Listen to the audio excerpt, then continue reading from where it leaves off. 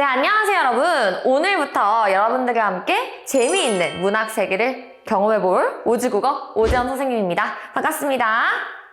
네, 여러분들 일단 이 강의를 켰다는 것부터 선생님이 여러분들을 칭찬해주고 싶어요. 그러니까 우리 함께 박수 쳐볼까요? 자, 그럼 이걸 듣는 친구들은 아직 아무것도 안 했는데 난 왜 박수를 받지? 이런 생각을 할 거 아니에요.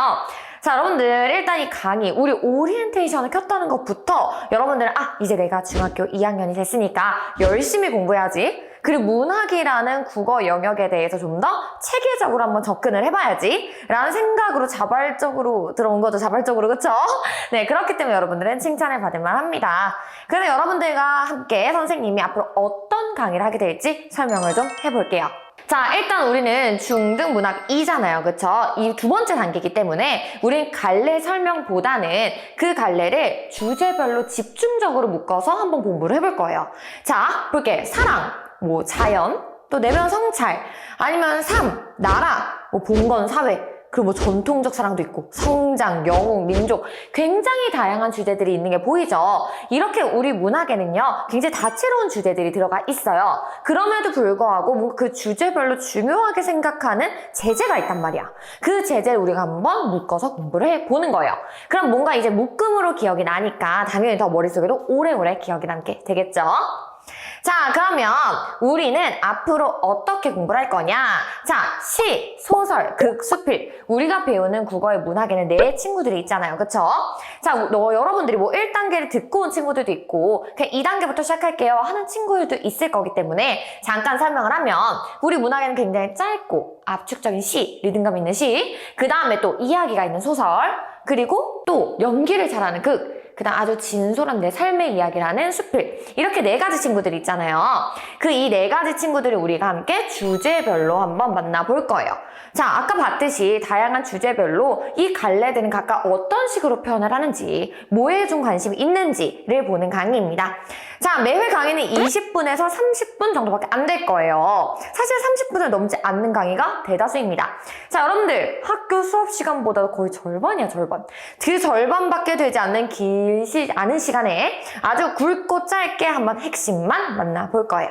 자, 그러면 이제 여러분들이 한테 내가 동기부여를 줄게. 자, 여러분들 저 중2 때 공부를 왜 갑자기 시작을 해야 될까요? 자, 여러분들이 삼행시를 좋아하기 때문에 선생님이 삼행시를 지금 만들어 봤어요. 자, 일단 첫 번째는요, 이제 학교 수업의 난이도가 굉장히 배로 높아지게 돼요. 자, 여러분들 중학교 1학년 경험했잖아. 사실 중학교 1학년은 별게 아니에요. 여러분들 아다시피 중학교 1학년은 자기가 학년제였잖아. 그렇기 때문에 굉장히 뭔가 학업 성취보다는 여러분들한테 진로 탐색을 뭔가 해줄 수 있는 그런 기회가 되는 시간이었어.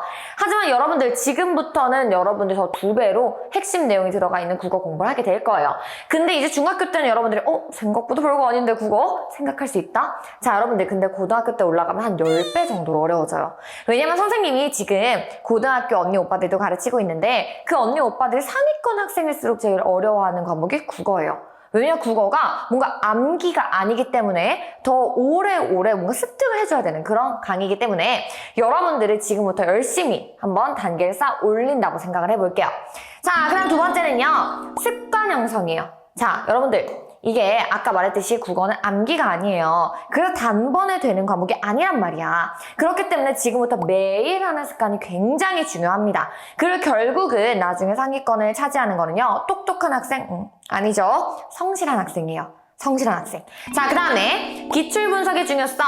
자, 여러분들 중학교 1학년과 2학년의 가장 큰 차이점이 뭐죠? 맞아요. 내신 해보잖아, 얘들아. 그래서 이제 얘들아 내신 대비해야지, 내신 대비해야지 이런 말 이제 듣기 시작한 학년이잖아요. 근데 얘들아 내신은 결국 학교 스타일을 따라, 그리고 선생님의 스타일을 따라요. 그래서 나중에 선생님이 이렇게 학교별 기출 특강도 열어줄 겁니다.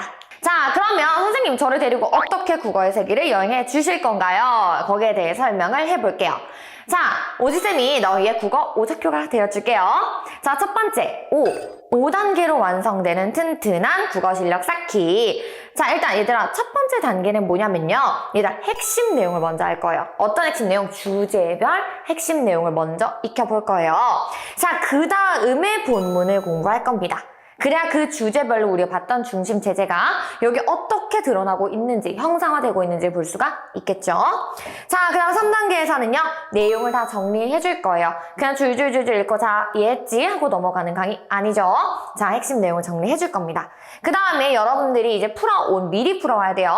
미리 문제를 풀어온 그 문제풀이를 제가 함께 해줄 거예요. 그 다음에 마지막 5번째는 여러분들이 복습을 할 겁니다. 이렇게 5단계나 그 본문 내용을 공부하기 때문에 머리에 오래 남을 수밖에 없겠죠. 자, 그 다음에 작은요, 작품을 따로따로 절대 땡삐 틀렸어요. 얘들아, 우리 뇌는요, 한계가 있어요. 사실 우리 뇌에 저장엔 한계가 없다고 하지만 우리의 인간적인 한계가 있어요. 무슨 말인지 알죠? 자, 여러분들 오늘 배운 강의 내일이면 까먹는 친구 많을 거예요. 왜냐면 내일 아침이 되면 원래 내 뇌는 30%밖에 기억을 못하는 게 맞아요. 자, 여러분들 그럼 우리가 어떻게 하면 오래오래 갈 수가 있냐? 중간에 핵심 줄을 만들어줘야 돼요. 그 핵심 줄에 이제 작품 따로따로는 그냥 연결을 해주는 거야, 얘들아. 핵심, 나 이것도 배웠고, 저것도 배웠고, 저것도 배웠고, 저것도 배웠고, 이렇게 기억하는 건 오래 가지가 않아요. 아, 이런 주제가 이런 작품들이 있었네. 아, 또 이런 주제들 이런 작품이 있었어. 아, 그럼 나중에 혼자 공부를 할 때도 이거랑 이게 연계돼서 외부 지문으로 출제될 수도 있겠구나까지 갈 수가 있는 거예요. 이해됐나요? 자, 그래서 갈래별로 적용 가능한 주제별 공통 내공을 쌓는 거. 자, 이게 2번째입니다. 자, 여러분들 아까 말했지만 내신을 이제 공부를 할 거잖아요. 자, 얘들아, 내신을 공부를 할 때는 우리가 외부 지문도 학교에서 빈번하게 출제를 하시죠. 그럼 그걸 혼자 대비할 수도 있어야 될 거 아니야. 그거는 바로 이제 주제별로 공통 작품을 배우면 됩니다. 자, 그 다음에 마지막에 교과서 및 기출작품으로 검증된 작품을 배우기. 자, 여러분들 지금 우리는 어쨌든 최종적으로 내신 그리고 수능이 목표인 친구들이잖아요. 그쵸? 그래서 아무 글이나 배운다고 우리가 도움이 되는 건 사실 아니에요. 그렇기 때문에 우리는 교과서 아니면 모의고사 이제 빈번하게 출제됐던 그런 빈출 작품으로 한번 공부를 해볼 겁니다. 그래서 우리는요, 수능 내신 둘 다 잡을 거예요. 자, 그럼 여러분들 여기까지 들었으면 나 질문하고 싶은 게 있는데 이게 인강이라 질문이 안 되네, 이렇게 생각을 할 거예요. 그래서 여러분들한테 궁금한 점을 미리 추려왔어요. 자, 첫 번째, 선생님 제가요 분명히 배웠거든요. 근데 어떤 작품은 쉽고 어떤 작품은 조금 어려워요. 둘 다 문학인데 왜 그렇죠?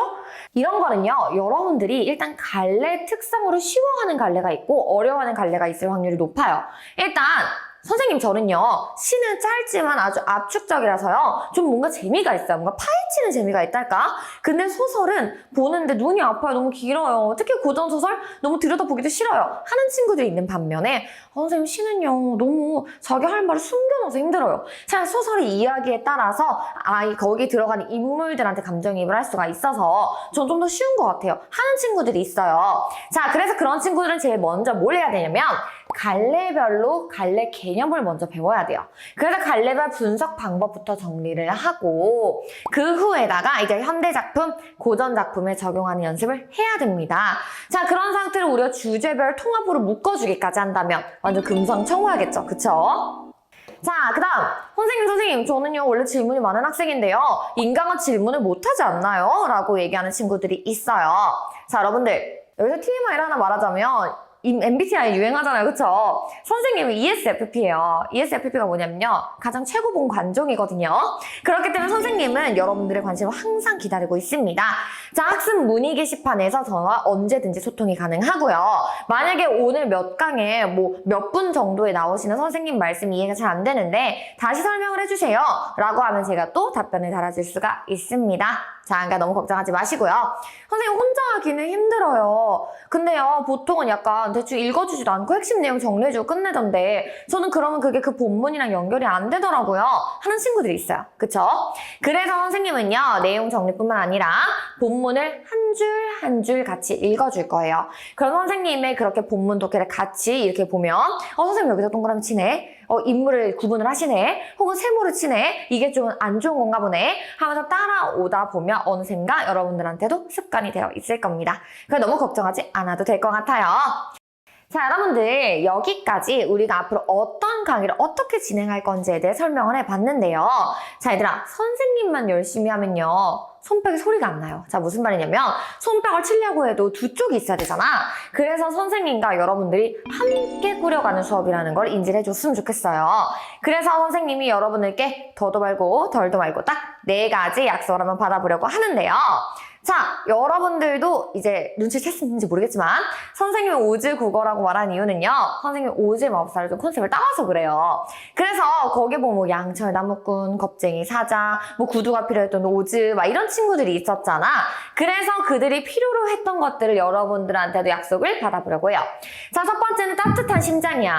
자, 얘들아, 이제 문학이라고 하면 문학 진짜 맨날 감정이입하라고 하는데 재미도 없고 일단 대충 외워, 일단 외워 하는 친구들이 있어요. 자, 얘들아, 그냥 외워, 일단 외워라고 하면요 고3까지 안 갑니다.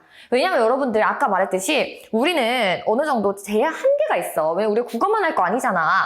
그래서 얘들아, 감동받는 게요 가장 좋은 암기 방법이에요. 왜 그러냐면 여러분들도 옛날의 기억을 떠올려 봤을 때 뭔가 슬펐던 기억 혹은 너무너무 좋았던 기억 혹은 너무 창피했던 기억, 이런 것들이 지금도 기억이 잘 나지 않나요? 그쵸? 자, 그럴 수 있는 이유가 뭐냐면 그때 내가 느꼈던 기분, 감정, 이런 것들이 같이 기억이 나서 그래. 그 사건이랑. 그래서 얘들아, 시나 소설 같은 것도요, 내가 그때 뭔가 보면서 울었던 기억 있잖아. 너무 놀랐던 기억, 내가 감정이입했던 기억, 내가 너무 기뻤던 기억, 뿌듯했던 기억, 이런 것까지 같이 기억을 하면요 이게 오래오래 기억이 납니다. 선생님도 약속을 할게요. 자, 그래서 여러분들이 이 강의를 들을 때는요 열린 마음으로 내가 이 강의를 통해서 내가 한번 감동을 받아봐야지, 자, 얼마나 날 감동시킬 수 있는지 한번 보겠어, 약간 이런 마인드로 참여를 해줬으면 좋겠어요. 자, 그 다음에 두 번째는요 똑똑한 두뇌인데요. 자, 여러분들 똑똑한 두뇌라고 하면 선생님 저 하차할게요, 저는요 또래보다 IQ가 좋지가 않거든요 하는 친구들 있을 수 있어요. 자, 여러분들 이 똑똑한 두뇌라는 건요 두뇌를 만들어 보자는 거야. 자, 그래서 얘들아, 수업 중 필기보다 더 중요한 건 일단 첫 번째는요, 수업 전에 문제 다 풀어올 거예요. 선생님, 전 배우지 않은 작품인데 문제를 어떻게 풀죠? 자, 여러분들 수능 때 원래 그런 식으로 푸는 거예요. 너무 안타깝게도 얘들아, 수능에는요 내가 아는 작품보다 모르는 작품이 나올 확률이 99.9%입니다. 그걸 지금부터 연습을 해볼게요. 자, 그래서 수업 전에 일단 문제를 풀어오고요. 그 다음에 수업 중엔 필기를 하면서 나는 이 단어를 이렇게 해석을 했는데 선생님이 이렇게 해석을 하시네, 이런 방향으로 했어야 되는구나 를 이제 비교를 하면서 더 빠르게 익혀볼 수 있어요. 자, 그 다음 세 번째는요, 당연히 복습까지 해주셔야겠죠. 이렇게 해야 우리의 똑똑한 두뇌가 완성됩니다. 자, 그 다음에 세 번째, 이건 자신감을 가져야 돼요. 자, 여러분들 중에서 이제 내신 시험을 보면 볼수록 약간 더 자존감이 떨어지는 친구들이 있어. 내가 70점밖에 안 되네? 지금까지 몰랐는데 내가 이렇게 부족했던 아이였단 말이야? 하면서 애초에 국어를 들여다보기도 싫어하는 친구들이 있어요. 그러면 안 돼요, 여러분. 지금 우리가 잘 못하니까 배우겠다고 들어온 거잖아, 그쵸? 그렇기 때문에 앞으로 더 잘하면 돼, 다음 시험은 더 잘 보면 돼, 고등학교 때 더 잘하면 돼 라는 생각으로 스스로 다독여주는 연습 할게요. 자, 그 다음 네 번째, 이거는 실천이에요. 자, 얘들아, 우리가 구두가 있으면 뭐해? 신고 걸어야 될 거 아니야? 자, 그래서 우리는요 앞으로요 하루 한 강의씩 혹은 2강의씩 작지만 꾸준히 하는 연습 선생님이랑 약속해 볼게요. 일주일에 7강의를요 매일매일 듣는 학생이 하루에 7강의를 몰아서 하는 학생보다 훨씬 더 오래오래 잘 기억에 남습니다. 자, 알겠죠? 자, 이런 약속들을 이제 바탕으로 다음 강의부터 선생님과 함께 만나볼 건데요. 너무 기대되지 않나요? 빨리 기대된다고 해줘. 선생님도 들린다고. 자, 여러분들, 선생님은 너무너무 설레는 마음으로 여러분들을 기다리고 있을 테니까 우리 1강에서 본격적으로 만나볼게요. 여러분들, 안녕!